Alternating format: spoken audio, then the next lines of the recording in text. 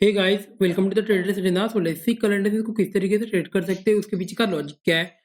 कल हमने simple plan किया था, नेगेटिव खुलता है तो भी मार्केट को सेलिंग के लिए प्लान करेंगे, लेकिन थोड़ा सा नीचे आया, फिर उसके बाद रिवर्सल चला गया और फिर उसके बाद कोई भी ट्रेड मिला नहीं होगा, क्योंकि हम बाइंग के लिए ना तो कुछ खास कुछ प्लान कर रहे थे और मार्केट जिस तरीके से दिख रहा है अभी भी नेगेटिव है। अगर कल भी मार्केट नेगेटिव ही खुलता है तो सेलिंग के लिए प्लान करेंगे, लेकिन कल एक रिवर्सल भी आ सकता है। अगर मार्केट ऊपर के साइड आता है 51,500 तक मार्केट कहीं ना कहीं रिवर्सल आ सकता है, बिकॉज जिस हिसाब से दिख रहा है कंटिन्यू नीचे की साइड आया है। अगर नेगेटिव साइड खुलता है, जिस साइड भी खुलेगा हम उसी साइड प्लान करेंगे। नेगेटिव खुलता है तो सेलिंग के लिए आ सकता है, अगर ऊपर की साइड भी खुला तो एक थोड़ा सा रिवर्सल भी मार्केट में कहीं ना कहीं दिख सकता है। वो पॉइंट आपको समझ में आ रहे हैं। लेट्स सी 50 मिनट में देखते हैं इन डिटेल्स में किस तरीके से प्लान आउट कर सकते हैं। 50 मिनट में अगर देखोगे मार्केट कहीं ना कहीं एक ही रेंज में ट्रेड किया है। हमने प्लान किए थे अगर मार्केट नेगेटिव खुला कहीं ना कहीं एक प्राइस एक्शन के बाद में हम सेल प्लान करेंगे, या तो अंदर में ओपन होता है तो डायरेक्टली क्रॉस करता है, लेकिन नेगेटिव ओपन हुआ था कहीं ना कहीं और यहाँ से ब्रेक करने के बाद मैंने भी सेलिंग के लिए प्लान किया था, लेकिन मार्केट रिवर्स चलने गया तो मैंने यहाँ पे तो निकाल दिया था, स्टॉप लॉस हिट हुआ। उसके बाद में कोई ट्रेड करने के लिए मैं इंटरेस्टेड नहीं था, बिकॉज कहीं ना कहीं मार्केट रेंज ही बनाने वाला था और ऊपर के साइड में कुछ जितना खास दिख नहीं रहा था। अभी इसको किस तरीके से प्लान कर सकते हैं, यहाँ से अगर आप देखोगे एक यहाँ से इस तरीके से आपको एक ट्रेड दिख रहा होगा, लेकिन यहाँ पे एग्रेसिव मत होना, क्वांटिटी थोड़ा कम रखना। अगर ये फ्लैट खुलता है इसी रेंज में और यहाँ से ब्रेक कर रहा है, यहाँ से एक ट्रेड प्लान करेंगे। टारगेट कहीं तो यहाँ पे रहेगा और यहाँ पे एक स्टॉप लॉस रहेगा, लेकिन बहुत ज्यादा क्वांटिटी प्लान मत करना। एक दिन, एक या दो दिन मार्केट थोड़ा सा वेट करके अगर ब्रेक करता है तो थोड़ा अच्छा लगेगा, लेकिन यहाँ से जिस तरीके से दिख रहा है एक मोमेंटम यहाँ से यहाँ तक आ सकता है, या तो फिर मार्केट को अगर इस यहीं पे खुल के अगर नीचे के साइड भी ब्रेक कर रहा है तो 50,500 सॉरी 50,600 के नीचे हम सेलिंग के लिए प्लान करेंगे। और टारगेट स्टॉप लॉस कहीं तो यहाँ रहेगा और टारगेट 50,200 200 100 के आसपास हमारा टारगेट रहने वाला है। मार्केट कंटिन्यू नीचे के साइड आ रहा है, कहीं ना कहीं यहाँ से एक बड़ा मोमेंटम आना चाहिए ऊपर के साइड या तो नीचे के साइड, लेकिन ऊपर के साइड थोड़ा इतना कुछ खास नहीं दिख रहा है, लेकिन एक रिवर्सल आ सकता है। तो क्वांटिटी थोड़ा कम रखना, 70% क्वांटिटी में बाइंग के लिए प्लान करेंगे, फुल क्वांटिटी में सेलिंग के लिए प्लान करेंगे। आई होप पॉइंट आपको समझ में आ रहे होंगे।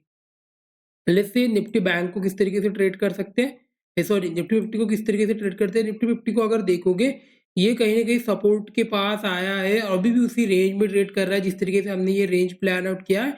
अभी थोड़ा सा अच्छा दिख रहा है यार, रेंज के लोअर एरिया के पास कहीं ना कहीं ट्रेड कर रहा है, तो यहाँ से अगर ब्रेकडाउन करता है तो एक मोमेंटम नीचे के साइड मिल सकता है अगर मार्केट नीचे के साइड आता है तो, लेकिन कल नेगेटिव खुलना चाहिए थोड़ा सा, तभी ये प्लान होगा।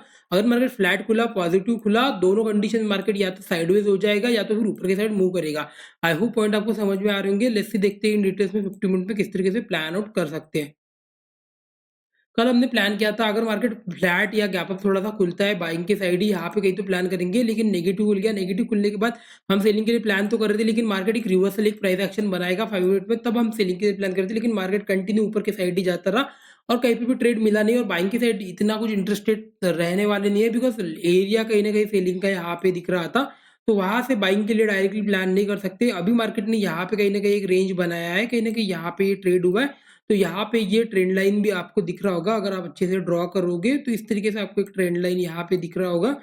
तो मार्केट यहाँ से मोमेंटम दे सकता है अगर फ्लैट खुल के अगर ऊपर के साइड ये ब्रेक कर रहा है, 440 के ऊपर निकल रहा है, तो ये 400 के आसपास एक स्टॉप लॉस डाल के मार्केट में हम ट्रेड कर सकते हैं। टारगेट यहाँ तक रह सकता है और यहाँ पे आने के बाद अगर मार्केट खुद को होल्ड करके अगर ऊपर की साइड मिल रहा है तो बने रहना। अगर रिवर्सल दे रहा है, पैटर्न यहाँ बना रहा है, तो पैटर्न निकाल दो, उसके बाद और रखने की जरूरत नहीं है। इन एनी केस अगर मार्केट नेगेटिव खुल गया, नेगेटिव खुला, तो मैं डेफिनेटली सेलिंग के लिए प्लान करूंगा, लेकिन एक प्राइस एक्शन के साथ। एक प्राइस एक्शन बनने के बाद ही मैं सेलिंग के लिए प्लान करूंगा। टारगेट थोड़े बड़े रखूंगा अगर मार्केट नीचे के साइड आता है तो, बिकॉज जिस हिसाब से दिख रहा है कहीं ना कहीं रेंज के अपर या लोअर एरिया के पास जब भी मार्केट ट्रेड करता है तो टारगेट जनरली बड़े हो जाते हैं। बिकॉज यहाँ पे अगर देखोगे ये सपोर्ट मल्टीपल टाइम रिटेस्ट हुआ है, अगर ये सपोर्ट ब्रेक करता है तो मार्केट हो सकता है फिर ये नया सपोर्ट बहुत दूर दिख रहा है, तो टारगेट थोड़े बड़े रहेंगे। आई होप पॉइंट आपको समझ में आ रहे होंगे। लेट्स सी फिर निफ्टी को देख लेते हैं।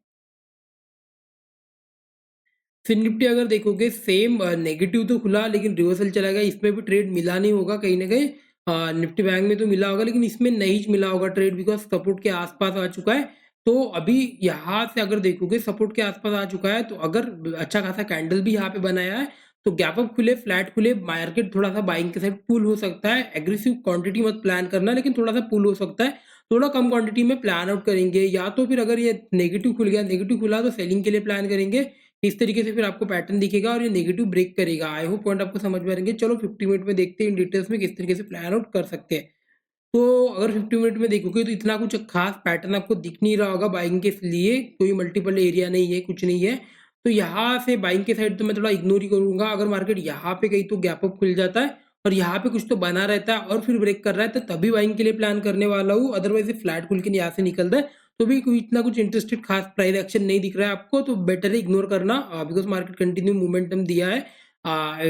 यहाँ से लेके यहाँ तक तो कोई भी एक रिवर्सल या पैटर्न आपको दिख नहीं रहा होगा और यहाँ से डायरेक्टली मूव करता है, तो इतना कुछ अच्छा खास मतलब रिस्क टू रिवॉर्ड रेशियो के हिसाब से भी नहीं दिख रहा है। और जनरली क्या होता है ना, मल्टीपल एरिया से जहाँ से मार्केट ट्रेड करता है वहाँ से जब ब्रेकआउट होते हैं तो मोमेंटम फास्ट होता है और बड़ा मोमेंटम होता है।